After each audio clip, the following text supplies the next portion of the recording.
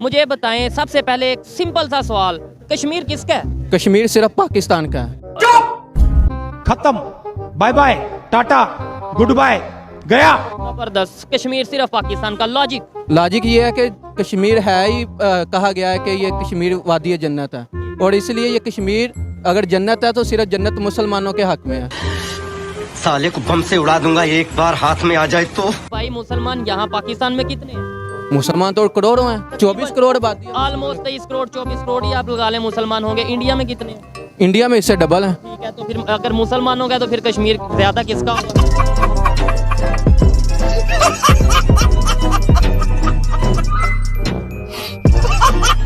वो आबादी के लिहाज से कश्मीर नहीं होता एक्चुअली। आपने कहा मुसलमानों का होगा सिर्फ, तो फिर मुसलमान तो वहाँ पे ज्यादा है। बिल्कुल, मुसलमान अगर वहाँ पे भी ज्यादा है ना तो ऐसी बात नहीं है। एक्चुअली वो पाकिस्तान का पार्ट था, लेकिन बाद में जब जंगें हुई, डिवाइडेशन हुई, उसके बाद कश्मीर उनके पास चला गया।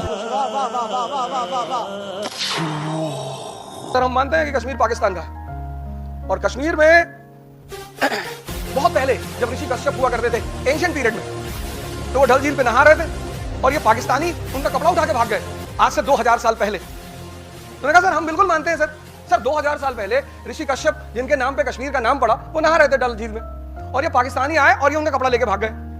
तो पाकिस्तान के फॉरेन मिनिस्टर ने कहा कि आपका दिमाग खराब है, 2000 साल पहले तो पाकिस्तान था ही नहीं। कश्मीर पहले था या पाकिस्तान पहले था? कश्मीर पहले था। ठीक है, तो फिर कश्मीर पाकिस्तान का पार्ट कैसे हुआ? मतलब पाकिस्तान तो बना ही बाद में। एक मेरा बिल्कुल, ये बात आपकी बिल्कुल ठीक है। जब पाकिस्तान बना तो डिवाइडेशन हुई, उसके बाद काफ़ी कोशिश की गई कश्मीर के हवाले से, बहुत सारी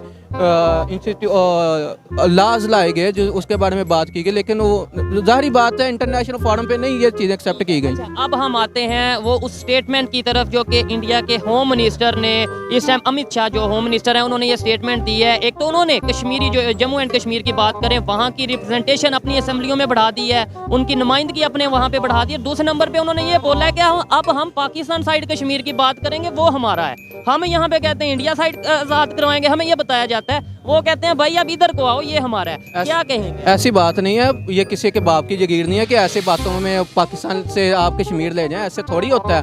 उसके लिए हमारी फौज है, हमारी अदलिया, हर चीज़ है, हमारे इंस्टीट्यूशन अदारे हैं, सब कुछ देख रहे हैं। ऐसे थोड़ी हम दे देंगे कश्मीर। ये फंस गया सीएम, इसे पार्टी की मीटिंग समझ के फंस गया। हम तो वो भी कश्मीर लेना चाह रहे हैं, तो इंशाल्लाह हम लेके रहेंगे। ठीक है, वो क्या एक पहले नंबर तो चाहने से कुछ नहीं होता। इंडियन ऑपोजिशन ये कहती है कि जी हमने तो ब्रिटिश राज के खिलाफ लड़ी, कांग्रेस ये कहती है हर चीज कुर्बान कर दी आज़ादी के लिए, बीजेपी कहती है कि जनाब हम कश्मीर लेंगे, और ये तो बस वो ब्लेंडर से सीज फायर को अनाउंस कर दिया, वरना आज वो होता हमारा। तो ऑपोजिशन ने उनसे कहा कि जाएं जाके ले लें कश्मीर, आपको किसने कहा है? 2024 के इलेक्शनों से पहले जाके ले लें। मेरा सवाल यहाँ पे सादा सा है, मैं पूछना चाहता हूँ पाकिस्तानी सियासतदानों से, सरकार से, क्या कर रहे हैं यार तू? भाई आप क्या कर रहे हैं, आपकी क्या जिम्मेदारी है? दूसरे नंबर अब पाकिस्तान साइड पे जो कश्मीर है उस पे हम पाकिस्तानी क्या कर रहे हैं, पाकिस्तान की गवर्नमेंट क्या कर रही है? मतलब मोहब्बत आपने देखा, जैसे आपने जज्बात से बोला पाक कश्मीर हमारा है, मुसलमान, हम कर क्या रहे हैं? ये बात आपकी बिल्कुल ठीक है।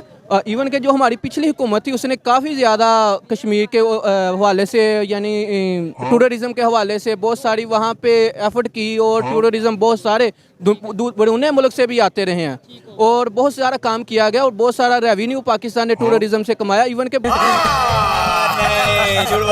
अभी इलेक्शन होने जा रहे हैं 24 में, पाकिस्तान में भी हिंदुस्तान में भी। हम देखते हैं हिंदुस्तान के पूरे मुसलमान और हिंदू एक होकर एक ही बंदे को वोट देते हैं, और वही बंदा सिलेक्ट होकर 10 साल से आ रहा है, और 2024 के अंदर भी वो सिलेक्ट होगा। पहला तो आपका कोई कंपैरिजन नहीं है। India got 660 billion in reserves, आपके पास 4 बिलियन वो भी मांगे तांगे के हैं। ठीक है, दूसरी बात यह है कि दुनिया प्रॉफिट एंड लॉस पे चलती है, कोई मुस्लिम ब्रदरहुड नहीं है। ये जो आप मुझे बताएं जो फ़लस्तीन में हो रहा है, हम क्या कर रहे हैं? ठीक है, कुछ कर भी तो नहीं ना सकते। कुछ क्यों नहीं कर सकते? विल नहीं है, क्योंकि देखें जितने मुसलमान कंट्रीज हैं उनकी 90% इन्वेस्टमेंट अमेरिका में, स्विट्ज़रलैंड में और इसराइल में है, और भाई कारोबार है। आप कैसे उस बंदे के खिलाफ खड़े हो सकते हैं कि आपके सारे पैसे उसके अकाउंट में पड़े हैं? ठीक है, दूसरी बात है कोई कंपैरिजन नहीं। इंडिया और अपने मुल्क की बात करें तो बेड़ा गर्क, $5000 की एलसी नहीं खुल रही, बाइस से शर्मिंदगी है। फिर कहते हैं जी लोग कैसे कारोबार चलाएंगे, वो हुंडी हवाला से जाएंगे। वो अगर 20, 24, 25% इंटरेस्ट पे काम करेंगे तो वो फिर महंगाई तो होगी, वो फिर अपने प्रॉफिट उस हिसाब से रखेंगे। बिल्कुल सही होगा। आपने ख़त्म कर दिया बिजनेस को। We are officially bankrupt. Bharat में इलेक्शन होने जा रहे हैं। अगर हम बात करें इंडिया के हालिया मौजूदा प्राइम मिनिस्टर नरेंद्र मोदी साहब की, तो 3 स्टेट्स में वो जीत चुके हुए हैं। भारी अक्सरियत से वोट उनके हक में है। कहा जा रहा है कि अगला टेन्योर भी उनका होगा। उसके बाद अगर हम बात करें पाकिस्तान की, तो पाकिस्तान में कोई एक भी हमारा लीडर ऐसा नहीं है जिसने 5 साल अपना टेन्योर पूरा किया हो। होगा भी नहीं मैंने कहा। हाँ, उसकी बेसिक वजह ये है कि इंडिया में अब तक मेरा ख्याल जो है ना तकरीबन 16 बार जो है ना वो प्राइम मिनिस्टर चेंज हुआ है। इतना बड़ा मुल्क और 16 बार उसके प्राइम मिनिस्टर चेंज हुए हैं। और मैंने आज इत्तेफाक से मैंने एक वीडियो उसके बारे में देखी है कि उनके जितने भी अब तक इलेक्शन हुए ना, किसी एक इलेक्शन को किसी भी पार्टी ने चैलेंज अभी तक किया कि आपने इसमें धांधली की है।